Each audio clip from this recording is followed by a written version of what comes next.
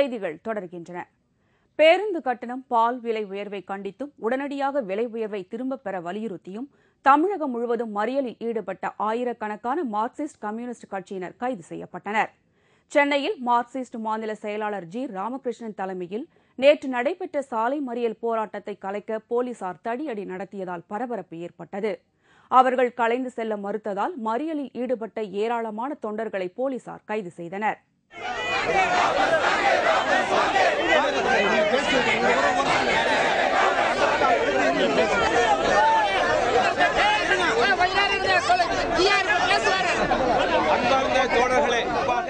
மாநில அரசாங்கம் உடனடியாக உயர்த்தி விலையை குறைக்க வேண்டும் என வற்புறுத்துகிறோம். அப்படி மாநில அரசு விலையை குறைக்கவில்லை என்றால் பல்வேறு வடிவங்களில் என்னுடைய போராட்டம் தொடரும் என்பதை நான் சொல்லிக்கிறேன். பேருந்து கட்டணம், பால் விலை உயர்வுக்கு எதிர்ப்பு தெரிவித்து நாகை மாவட்டம் பூம்புகார் தொகுதி ஆக்கூர் மூக்குட்டு தேசிய நெடுஞ்சாலையில் மார்க்சிஸ்ட் கம்யூனிஸ்ட் கட்சி சார்பில் ஆர்ப்பாட்டம் மற்றும் சாலை மறியல் நடைபெற்றது. போராட்டத்தில் ஈடுபட்டவர்களை போலீசார் கலைக்க முயன்றதால் இரு தரப்பினருக்கும் தள்ளுமுள்ளு ஏற்பட்டது. இதையடுத்து போராட்டக்காரர்கள் அனைவரும் கைது செய்யப்பட்டனர்.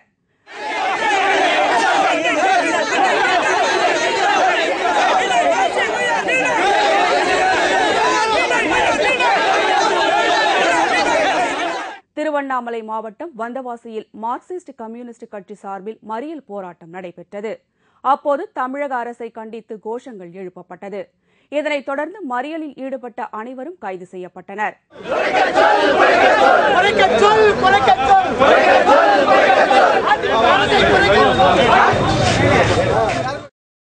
கடலூரில் உழவர் சந்தை எதிரே சுமார் 150க்கும் மேற்பட்ட மார்க்சிஸ்ட் கம்யூனிஸ்ட் கட்சியினர் தமிழக அரசை கண்டித்து சாலை மறியலில் ஈடுபட்டனர்.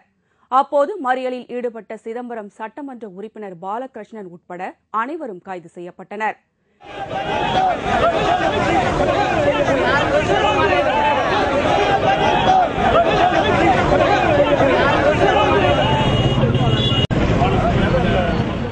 இதேபோல் சேலம் மாவட்ட ஆட்சித்தலைவர் அலுவலகம் முன்பு மார்க்சிஸ்ட் கம்யூனிஸ்ட் கட்சியினர் ஆர்ப்பாட்டத்தில் ஈடுபட்டனர்.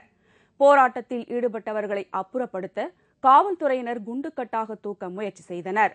இதனால் இரு தரப்பினருக்கும் இடையே தள்ளுமுள்ளு ஏற்பட்டது. பின்னர் அனைவரும் கைது செய்யப்பட்டனர்.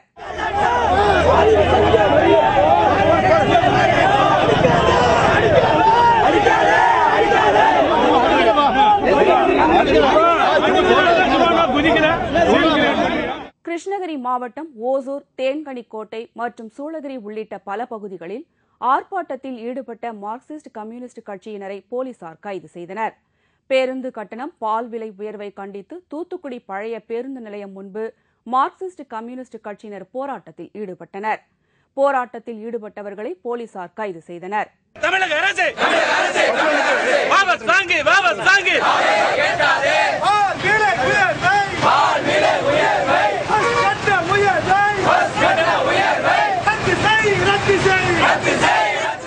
பேருந்து கட்டண உயர்வை கண்டித்து நாகை மாவட்டம் மயிலாடுதுறை பேருந்து நிலையம் எதிரில் மார்க்சிஸ்ட் கம்யூனிஸ்ட் கட்சியினர் சாலை மறியல் போராட்டத்தில் ஈடுபட்டனர். போராட்டத்தில் ஈடுபட்டவர்களை போலீசார் கைது செய்தனர். இதேபோல் தமிழகம் முழுவதும் போராட்டத்தில் ஈடுபட்ட மார்க்சிஸ்ட் கம்யூனிஸ்ட் கட்சியினர் ஆயிரக்கணக்கானோர் கைது செய்யப்பட்டனர். குமரி மாவட்டத்தின் இயற்கை வளத்தையும் அழகையும் பாதிக்கும் கல் குவாரிகளை தடை செய்ய வேண்டும் என்று சமூக ஆர்வலர்கள் மற்றும் சுற்றுச்சூழல் ஆர்வலர்கள் அரசுக்கு கோரிக்கை விடுத்துள்ளனர். கன்னியாகுமரி மாவட்டம் பழந்தமிழர்களின் 4 வகை நிலங்களும் அமையப்பெற்ற அழகான பகுதியாகும். இந்த மாவட்டத்தின் பல எழில் மிகுந்த இடங்கள் தனியார் கல் குவாரிகளால் அழிந்து வருகிறது. இங்கு கேரள எல்லையில் உள்ள களியல் கிராமத்தில் இயங்கி வரும் 3 கல் குவாரிகளால் மக்கள் படும் இன்னல்கள் கொஞ்ச நஞ்சமல்ல. கேரளாவைச் சேர்ந்தவர்களால் நடத்தப்படும் இந்த கல் குவாரிகளால் களியலில் உள்ள 1000 ஆண்டுக்கு முந்தைய கோவிலின் பாரம்பரியம் பாதிக்கப்படுகிறது என்று புகார் எழுந்துள்ளது. மேலும் அங்குள்ள கல் குவாரிகளால் காணாமல் போகும் மலைகளால் கேரளாவில் டெங்கு, பன்றிக்காய்ச்சல் போன்ற நோய்கள் பரவி மக்கள் பெரும் அவதிக்குள்ளாகின்றனர். இதையடுத்து களியல் உள்ளிட்ட குமரி மாவட்டத்தின் பல இடங்களில் இயங்கி வரும் கல் குவாரிகளை தடை செய்ய வேண்டும் என்று அந்த பகுதி சமூக ஆர்வலர்கள், சுற்றுச்சூழல் பாதுகாப்பாளர்கள் தமிழக அரசுக்கு கோரிக்கை விடுத்துள்ளனர். உதகையில் பிரபல கின்னஸ் பூங்காவின் பராமரிப்பு பணி தீவிரமடைந்து வருகிறது. உதகை அருகே உள்ள குருத்துக்குளி பகுதியில் கடந்த 2002ஆம் ஆண்டு ஒரே நாளில் 43 மரக்கன்றுகள் நடப்பட்டு இந்த சாதனை கின்னஸ் புத்தகத்தில் இடம்பெற்றது. இதற்கு கின்னஸ் பூங்கா என்று பெயர் சூட்டப்பட்டது. ஆனால் தற்போது இந்த பூங்கா பராமரிப்பு இல்லாத காரணத்தால் மரக்கன்றுகள் வளராமல் வறட்சியில் காய்ந்து வருகிறது. மக்கள் அனைவராலும் ஆர்வம் காட்டி வந்த கின்னஸ் பூங்காவின் நிலை கேள்விக்குறியானது. இந்நிலையில் தற்போது மீண்டும் இந்த பூங்காவை வனத்துறையினர் உதவியுடன் தனியார் அறக்கட்டளை ஒன்று பராமரிக்கும் பணியில் ஈடுபட்டுள்ளது. மீண்டும் இங்கு மரக்கன்றுகள் வளர்க்கப்படுவதற்கான முயற்சிகள் மேற்கொள்ளப்பட்டு வருகிறது. கோவில்பட்டி அருகே மர்ம நபர்கள் வீடு புகுந்து 40 பவுன் தங்க நகை மற்றும் இருசக்கர வாகனத்தை கொள்ளையடித்துச் சென்ற சம்பவம் அந்த பகுதியில் பரபரப்பு ஏற்பட்டது. கோவில்பட்டி பத்ரகாளியம்மன் கோவில் தெருவில் வசிப்பவர் விஜயவீரன். இவர் பேருலவன்பட்டியில் ஆசிரியராக பணியாற்றி வருகிறார். இந்நிலையில் விஜயவீரன் வழக்கம்போல் வீட்டின் 2வது மாடியில் மனைவி மற்றும் குழந்தைகளுடன் தூங்கிக் கொண்டிருந்தார். மறுநாள் காலை எழுந்து பார்த்தபோது வீட்டின் முதல் மாடியிலிருந்து பீரோ கதவு உடைக்கப்பட்டு அதிலிருந்த 40 பவுன் தங்க நகை மற்றும் ரொக்க பணமும் கொள்ளையடிக்கப்பட்டது தெரியவந்தது. மேலும் வீட்டின் வெளியே நிறுத்தி வைக்கப்பட்டிருந்த இருசக்கர வாகனமும் காணாமல் போனது தெரியவந்தது. இதுகுறித்து வழக்கு பதிவு செய்த காவல்துறையினர் சம்பவ இடத்திற்கு விரைந்து வந்து விசாரணை நடத்தி கொள்ளையடித்த மர்ம நபர்களை தேடி வருகின்றனர். கும்பகோணத்தில் மண்ணெண்ணெய் வழங்கும் மையத்தில் சரிவர மண்ணெண்ணெய் வழங்காததால் ஆத்திரமடைந்த பொதுமக்கள் வட்டாட்சியரை முற்றுகையிட்டு வாக்குவாதத்தில் ஈடுபட்டதால் பெரும் பரபரப்பு ஏற்பட்டது. கும்பகோணம் ஐயப்பன் நகர் பகுதியில் இயங்கி வரும் சந்திரசேகரபுரம் கூட்டுறவு மண்ணெண்ணெய் வழங்கும் மையத்தில் கடந்த 3 மாதமாக சரிவர மண்ணெண்ணெய் வழங்கப்படவில்லை. இந்நிலையில் நேற்று மக்கள் நீண்ட நேரம் காத்திருந்தும் பணியாளர்கள் யாரும் வராததால் ஆத்திரமடைந்த பொதுமக்கள் அந்த மையத்தை முற்றுகையிட்டு ஆர்ப்பாட்டத்தில் ஈடுபட்டனர். இதுபற்றி தகவல் அறிந்து பொதுமக்களை சமரசம் செய்ய வந்த கும்பகோணம் வட்டாட்சியர் துரைராஜையும் முற்றுகையிட்டு வாக்குவாதத்தில் ஈடுபட்டதால் அப்பகுதியில் பரபரப்பு ஏற்பட்டது.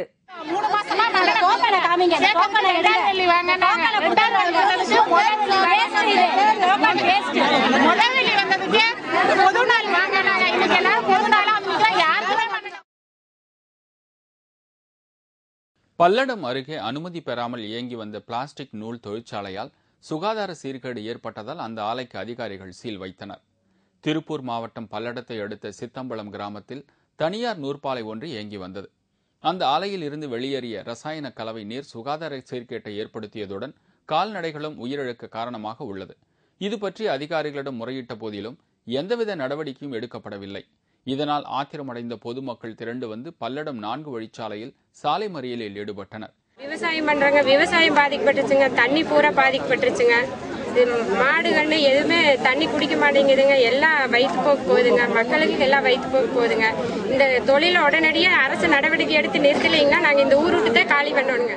இதையடுத்து மாசு கட்டுப்பாட்டு அதிகாரிகள் நடத்திய ஆய்வில் அந்த நூற்பாலையிலிருந்து பிளாஸ்டிக் பாட்டிலில் இருந்து வெளியேறிய கழிவு சுகாதார சீர்கேட்டை ஏற்படுத்துவதை கண்டறிந்தனர். இதைத் தொடர்ந்து அனுமதி பெறாமல் இயங்கி வந்த அந்த தொழிற்சாலைக்கு போலீசார் பொதுமக்கள் முன்னிலையில் சீல் வைத்து நடவடிக்கை எடுத்தனர். சிவகங்கை மாவட்டம் காரைக்குடியில் 58வது தேசிய அளவிலான குத்துச்சண்டை போட்டி நடைபெற்றது. இந்த போட்டியில் இந்தியாவின் அனைத்து மாநிலங்களைச் சேர்ந்த அணிகள் மற்றும் சர்வீஸ், ரயில்வே, இந்திய போலீஸ் அணி என 35 அணிகளைச் சேர்ந்த 300 வீரர்கள் பங்கேற்றனர். இதில் காமன்வெல்த் போட்டிகளில் பதக்கம் வென்ற வீரர்களான விஜயேந்திர சிங், ஜெய் பகவான், சமோட்டா அனில்குமார், சயிர்சாங் சிங் போன்றோர் கலந்து கொண்டனர். இந்த போட்டியில் தேர்வு பெறும் வீரர்கள் வரும் 2012இல் லண்டனில் நடைபெறவுள்ள ஒலிம்பிக் போட்டியில் கலந்து கொள்ளும் இந்திய அணியில் பங்கு பெறுவார்கள் என்று தெரிவித்தனர். இதேபோல் திருச்சி அண்ணா விளையாட்டு அரங்கில் புதியதாக அமைக்கப்பட்டுள்ள மின்னொளி மைதானத்தில் கைப்பந்து போட்டி நடைபெற்றது. இந்த மைதானத்தில் நடைபெற்ற கைப்பந்து இறுதிப் போட்டியில் ஆண்கள் பிரிவில் விளையாட்டு விடுதி அணியும் மத்திய மண்டல காவல்துறை அணியும் மோதியதில் விளையாட்டு விடுதி அணி 25 புள்ளிகள் பெற்று வெற்றி பெற்றது. பெண்களுக்கான பிரிவில் நடைபெற்ற போட்டியில் ஈரோடு TRK கல்லூரி அணி வெற்றி பெற்றது. கன்னியாகுமரி அருகே கோவிலில் கொள்ளையடித்தவர்களை கைது செய்ய கோரி அருமனையில் பொதுமக்கள் தர்ணா போராட்டத்தில் ஈடுபட்டனர். கன்னியாகுமரி மாவட்டம் அருமனையில் உள்ள பகவதி அம்மன் கோவிலில் கடந்த மாதம் 27ஆம் தேதி இரவு பூட்டை உடைத்து கொள்ளையர்கள் கோவிலில் இருந்து 6 லட்சம் ரூபாய் மதிப்புள்ள சுவாமியின் நகைகள் மற்றும் அம்மனின் தங்க அங்கி ஆகியவற்றை திருடிச் சென்று விட்டனர். இந்த கொள்ளை குறித்து அருமனை காவல் நிலையத்தில் புகார் செய்து பல நாட்களாகியும் கொள்ளையர்கள் இன்னும் பிடிபடவில்லை. இதையடுத்து அந்த பகுதி பொதுமக்கள் ஒன்று திரண்டு கோவிலில் கொள்ளையடித்தவர்களை கைது செய்ய கோரி அருமனை சாலையில் அமர்ந்து தர்ணா போராட்டத்தில் ஈடுபட்டனர்.